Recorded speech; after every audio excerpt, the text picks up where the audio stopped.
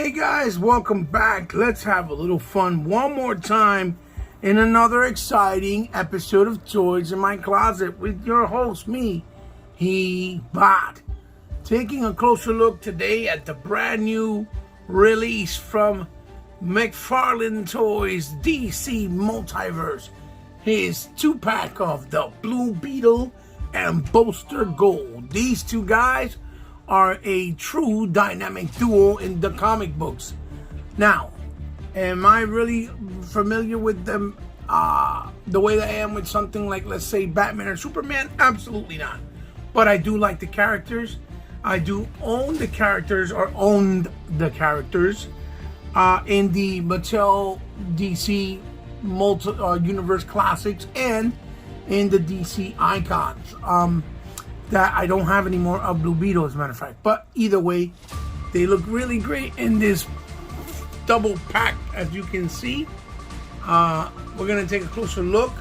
As you can see there, it says Blue Beetle Bolster Gold from Blue and Gold, the comic books. And it has a very beautiful illustration and artwork in the back of the two brothers hanging out, or the two buddies hanging out in... Actually, they're running away from a bunch of henchmen and bad guys. I guess they're going to get their ass peeled. But either way, it looks like a lot of fun. It looks like they've been through a lot of adventures. And these figures should be, you know, indicative of what they're supposed to represent in all of its McFarlane glory, right? As we all know. So, hopefully, you can sit back, relax, and enjoy the review, and enjoy a digital drink, and take a deep dive with me with these two figures. Hopefully you'll stay along for the ride and enjoy the review with me and what they have to offer, whether you like the figures or whether you don't like the figures. Either or, we'll find out by the end of the review, right? So I'll see you guys real soon in a blink of an eye. Okay guys, welcome back, and here we have it. The first out of the two in the 2-pack. We have none other than Bolster Gold. And McFarlane is really bringing it to the level that it needs to be to make a lot of people happy. As you can see, he's out of the packaging, and we'll take a closer look. Now, granted, this is a figure that in a lot of ways is going to feel cheap for the fact that it's McFarlane doing it, and I will point out the reasons why. But at the same time, I can tell you, holding the figure in hand, that this figure is a very good step forward in the direction that many have been saying we want McFarlane to be. For example, you know, how the body and the plastic feels. It's a very nice soft textured plastic. The way of the anatomy in the body itself, it looks very more well proportioned.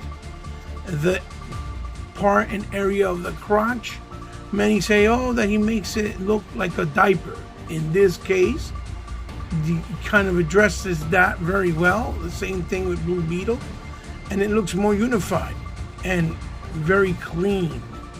Now, in this camera, the colors coming out really banana yellow, but in real life, in person, in hand, it's more of a muted yellow. It's a lot more softer, so to speak. And this is like a dark royal blue, as opposed to a vibrant metallic blue like it was in the DC Universe Classic. Now, you see, we'll start off with the head, how nice the face sculpt looks, right? Really nicely detailed with that nice snarkling grin.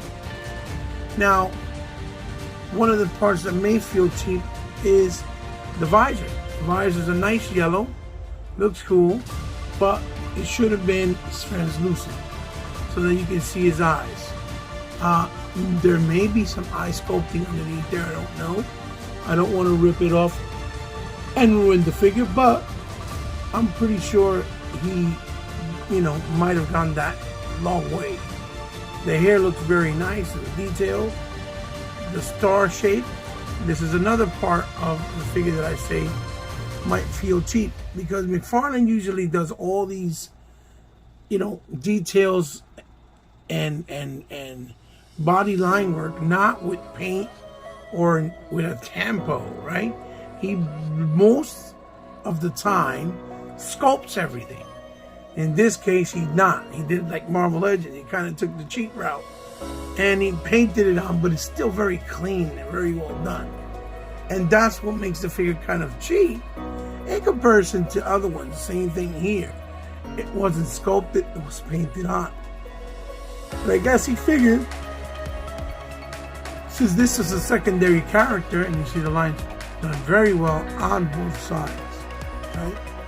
I guess he figured, right here is a little bit off, but you see what I mean. I guess he figured, because of the fact that maybe he can cut costs by painting it a lot, really well, and instead of sculpting it and getting a couple of figures out of this. I mean, there's a couple of figures I can think of that he can make out of this. But as you can see, that's Bolster Gold. He looks really good. And so now we'll take a quick look at Bolster Gold's accessories. So here we go. We start off with his first piece of accessory, which is a effect of like electricity coming out with this nice blue plastic and a matte blue. And the gauntlet that you see there goes connected to his wrist. And it's painted really nice in that gold, darker gold. Next we have a cell phone, because he's up to date and likes to, horse around and act silly, so he takes selfies. He's one of those type of characters. So this is a cell phone. And then, last but not least, his Sidekick, as you see there, very nicely painted, very nicely detailed, Skeets. Now, I hope I'm pronouncing that correctly, but if I'm not, it's not intentional. And the only thing I have a problem with this is that I wish he had done a way where you can attach Skeets with another one of these, stands on his body, like maybe clip onto his shoulder or something, form fitted, because you can only use the Skeets with this peg here, which basically is part of a stand that comes with the double pack. But nonetheless, it still looks really cool. So now let's take a quick look at Bolster Gold's articulation. So as far as the articulation goes, his head does go left and right, up and down, up that much, down that much, which is more than sufficient. Then we have the beautiful tilt, which is beyond sufficient. Really good range that McFarlane has produced there. It has the butterfly piece there, and the shoulder goes up that much, more than 180, I believe. The hand rotates 180 degrees, really small, soft and smooth. No, sense of interruption or friction or anything. Here you go, the bicep swivel and the double elbow, which still looks pretty good. Rounded, even though when you look at it like that, it looks kind of ugly, but here it's still very nice and rounded. And then obviously his wrist swivel, in this case the ball peg, that goes forward and backwards. Then he has like a separate piece here to cover it, which is actually really cool. Then in the torso area here, he has a very nice range. You can see it goes, tilts left and right really well. It goes back a nice amount. It goes forward a nice amount. Then you have the waist swivel, and then you have the whole motion of going forward with the waist and hyperextending back with the waist that is more than enough, as you can see. This is probably one of the best articulated ones from him, with the feel, to have like a feel with the most freedom, with no interruptions or things hindering anything, and then split very well. And this is how you should do every figure going forward. It has tremendous amounts of thigh swivel without a cut. It looks clean, nothing there, but the range of movement is fantastic. Then you have that, the double on the knee, and then you have obviously back, forward, toe articulation. And if you see how he sculpted that, where it looks like a scope but it acts like a ball hinge, very, very cool. Look at that, it has the rocker, and you can't even tell. Look how seamless he did that. That looks fantastic. You can't, as much as you want to hate McFarlane, you can't deny that he's upped the game in such a short amount of time, and he keeps listening to the fans. You can tell because he keeps modifying these figures in every way, shape, or form with every release that he does. So now let's take a look at Bolster with the accessories on and the stand. And here is Bolster on the stand, looking fantabulous. And as you can see, there goes where you put Skeets, and this stand looks really, really nice. Has really nice detail to it. Has really nice weathering, like that metal look. Skeets does move on the stand, really, really dope.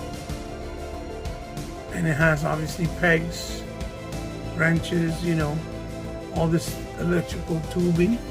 It's really nice display stand that it comes with, which is another awesome little bonus in this 2-pack, which feels like you're getting a bigger bang for your buck.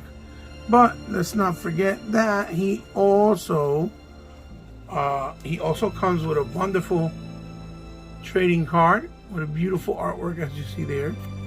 And you see how it has the translucent the translucent glasses. That would have been awesome. And then here's his bio for those who want to read it. And he also threw in, which he didn't have to, but he did, the extra stand with the DC temple and the traditional circle that almost every single DC character brings. So before we take a quick look at Bolster Gold, let's do a really quick comparison. And we're going to bring in the DC Universe Classics Bolster Gold right here, which I also own and have had for quite a long time. And you can see right away there's a lot of differences in changes, and and just like things that I still like from the DC Universe Classics. The only difference is that, or the biggest difference rather, is the DC Universe Classics has like a vibrant metallic blue on it, and as you can see, the face has that translucent glasses, and then Skeets is on this thing that looks translucent, like a special effects that connects to his back, which that's why I said it's really cool if McFarlane would have done some sort of type of form-fitted thing that he could do to put Skeets on his side, like the Sidekick. And then you got that gold, but it looks almost like a shiny gold, which also looks good, even though the McFarlane one is more of a It's more of like a sheen, like a matte finish. Now I have a funny suspicion that McFarlane might release these in single card and might do the traditional color with the actual gold sheen and with the translucent goggles. And if he does, I'm going to be mad because I bought this pack, because I thought, he would go. But it is the original colors. He just has more of a darker, more realistic, muted colors to it. And also the collar. I like that look that Bolster has, classic with the collar, which he didn't put on the new one. And I have a feeling he might do that. If he does that, I'm gonna, choke slam McFarlane through the neck. I'm gonna choke him. Anyway, now let's take a closer look at Blue Beetle. And here we have the Blue Beetle. And this is absolute classic looking Blue Beetle. I unfortunately never owned the DC Universe Classics for this figure because he was overpriced and very expensive in the market. I don't know how he is now, but at the time when I was collecting the DC Universe Classics from Mattel, right? I always found them for an expensive price, and I was like, well, I don't really want to get them for that price. If I ever find them loose or something, I'll pick them up. And that's basically how I felt about it. So I never got one. I did get the DC Icons, which is based off the new 52, I believe, which is a completely different design. So I'm really happy to have this one because I like this design. I think it's really cool. And in this case, again, his eyes are solid, not translucent. But I think with Blue Beetle, it works a lot better because of the style of his costume and his mask and his face. I think it makes more sense. Plus, he's supposed to represent a beetle. You don't really need to see his face. And again, like Bolster Gold, this was a little cheap route that McFarlane did, which everything is painted. There's no sculpting this time around. Even on the line work, on the hands, biceps, you see the different tones of the blue with the baby blue on the torso, the belt with the yellow and the black. And again, like I said, this piece in the middle doesn't feel like a diaper. It looks more formed like a man. Nice detail. Even got a buttocks, detail. And then the boots with the black on the top. And again, going all the way down with the same type of blue, with that same design that's more unified. So Blue Beetle is very simple looking, but very cool looking at the same time. Very unique. And I believe the guy who designed his costume for DC later went on and designed the costume, I think for one of the Spider-Mans with Stan Lee. I could be mistaken. I believe that's what I heard. I never really researched it to see if that's true, but that's what I heard. So if I'm wrong, excuse me, please correct me down below, but that's what I heard.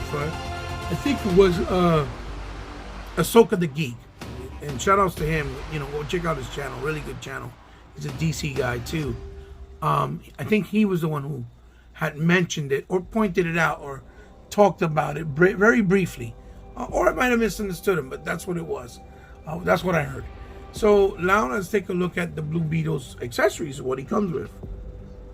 So here we go, and with Blue Beetle, it's a little bit different. He feels a little bit cheaper than Bolster Gold because, like I said, skeets, the cell phone, the power effect, and even the base that it comes with, plus the card and the display stand, the regular old one, all come available for Bolster Gold. With Blue Beetle, it's not that way. It's just the stand, obviously, traditional. And then the file card looking really awesome with some, beautiful artwork, as you can see there. And there is his file. You want to read it of his, bio. And then the only real accessory he brings is this 1960s, 70s type of gun. It looks like it's shooting out an electrical spider, or beetle rather.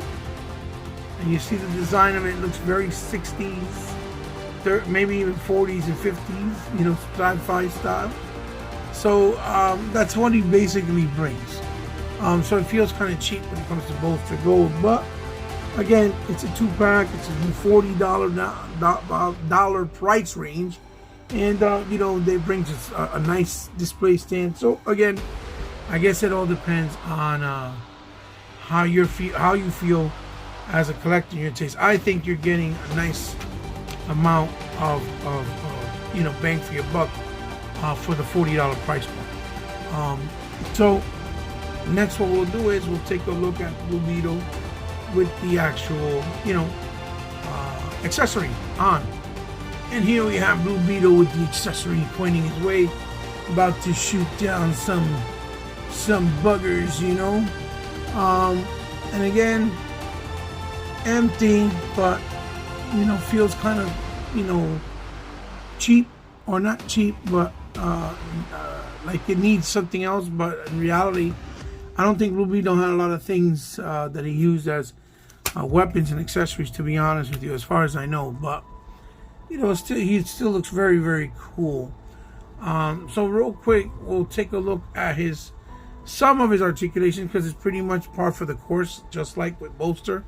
But again, I want to point out some things that are great improvement over what other McFarlane toys before or prior had as far as articulation. So here we go again, a closer look.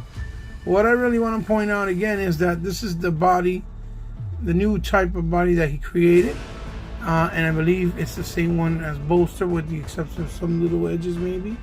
But again, I love the ball joint that he's using right now, that gives it all this range. He looks down a significant amount again. He looks up another nice amount. And then the tilt. The tilt is incredible. See? Awesome. Left and right. You know, you got just a really nice range, which is really cool. There's no hindrance. And then here, of course, no hindrance, a lot of movement. You can move up, you know, the shoulders and the hands enough, right? And then, of course, the torso. The torso area, which is nice and clean, has a lot of tilt and movement, as you can see. And you can, you know, move forward like that, hyperextend back like that. And then if you want to use the waist swivel area, the same thing. You know, it's just a nice amount of range, even combined.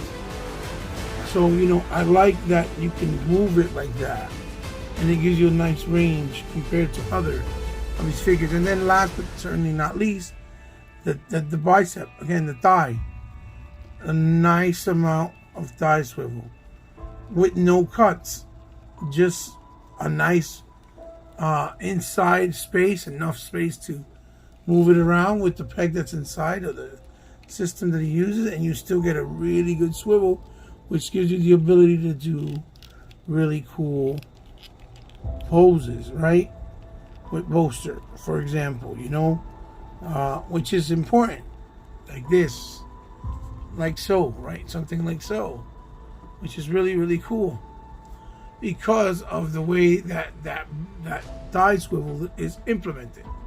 So now let's take a look at him in some comparisons with some other figures, even though I don't have a Blue Beetle other than this one right now. So here he goes next to the McFarlane newly released Bane, or classic style Bane, and the McFarlane Batman Hush series, Hush himself, which is a really cool figure. I just wish he had the jacket open and you can see the inside of his you know, vest and body armor that he has. But still a really cool figure, just to give you an idea with range and scale and size. And Blue Beetle looks to be a little bit taller than Hush. So I don't know if that's correct in scale, but you know, next to Bane, it doesn't matter because Bane just towers over him. Next, we'll look at, here we have him next to DC Universe Classic San Diego Comic Con Shazam, with the hood, with the whited out eyes. And one figure that I really hope McFarlane gets to here, we have the Wasp, right? Killer Wasp, with the nice purple and the neon green or orange. Also from the DC Universe Classics, which is one of those kooky and kind of obscure characters that go well with someone like Bolster Gold and Blue Beetle, as you can see. And this, for some reason, the size is a little bit large. He was a little bit larger, so he looks almost 7 inch, even though he's 6. But they still got a disparity. But they look good on the shelf, like you see, as you can see, and they actually pop because of all the nice bright colors. So next we'll put them next to, and here we have them next to some female action going on here. We have them next to the G.I. Joe Classified Lady J, or Classified series rather, and the Masters of the Universe Revelations Classic Style Teela. And as you can see, they are different scales from different lines. One from Masters, McFarlane DC, and G.I. Joe from Hasbro. And they still look good next to each other and would look good on the shelf, as you can see here as we have it displayed. So now let's take a look at both figures in this 2-pack side by side and take a closer look and have some final thoughts. So here they are, folks, side by side on the display stand. Like I said, they look really cool together. They're almost like a yin to the yang, right? And they're buddies, supposedly, in the comics, always getting into trouble, doing things together. Like I said, these days I don't really read a lot of comic books. Don't have time, and you know, really just I have a lot of other things to prioritize in order to make enough space for other things. So, not to be disrespectful to the material, but definitely, you know, they must be doing some cool storylines with these guys now and in the past. So I don't know so much if these figures will do well because they're not popular. They're not Batman. They're not Superman. Definitely not, you know, the core members in the DC Universe world. But this is what is refreshing and what McFarlane needed to do. He needed to start introducing more of those obscure and popular and, you know, and powerful characters from the universe of DC, because they got a very expansive library of characters. Very, very deep. He can go with a lot of characters, like I said and showed you earlier, like the Killer Wasp character, for example. Looks unique, different, very vibrant, beautiful colors.